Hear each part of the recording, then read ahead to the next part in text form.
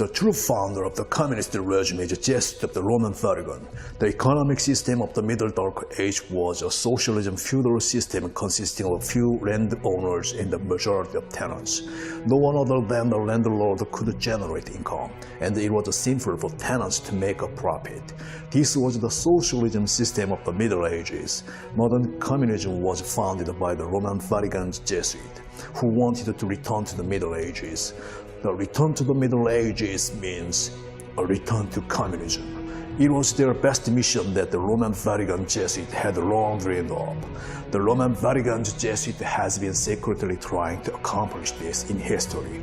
They first entered Paraguay in the 17th century as missionaries and tested the communism system on the natives there.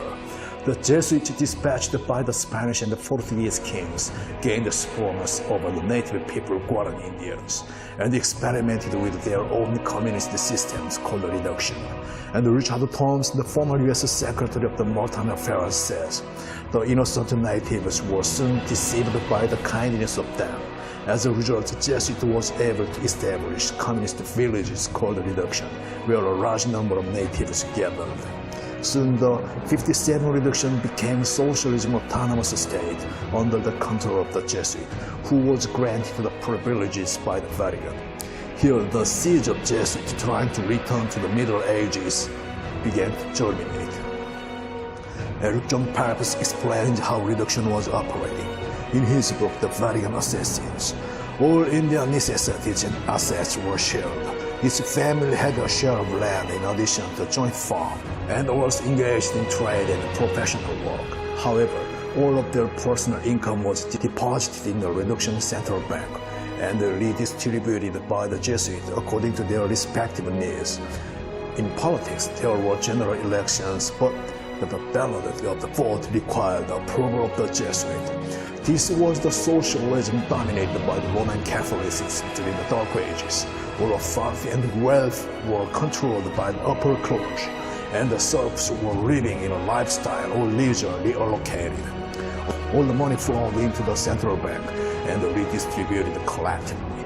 Political authority could only be recognized by the approval of the Pope, and this communism system began to spread to Europe with the French Revolution in the late 18th century by the Illuminatis, which soon developed into more sophisticated ideas by Jewish Freemason philosophers, creating the first revolution of the 20th century, the Russian Revolution.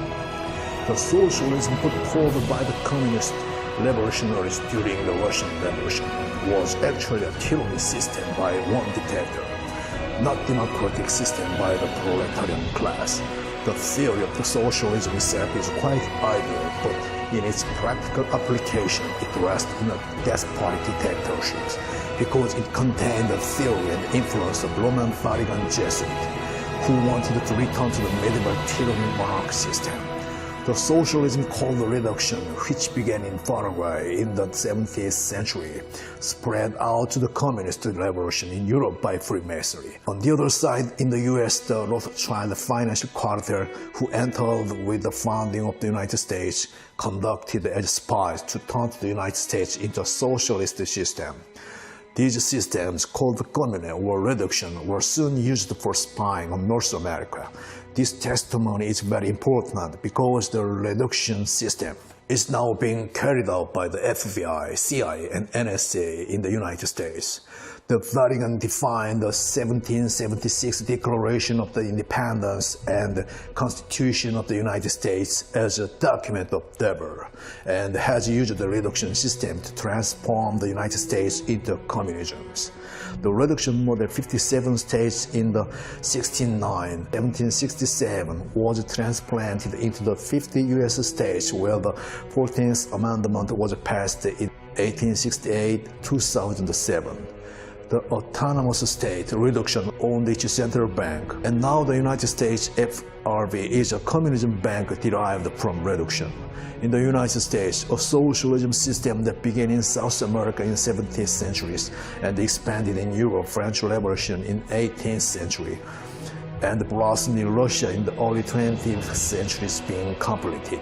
The US follows a reduction system in politics, election, And isn't it currently recommended by higher-ranking political figures through the CFR, the organization of Jesuit?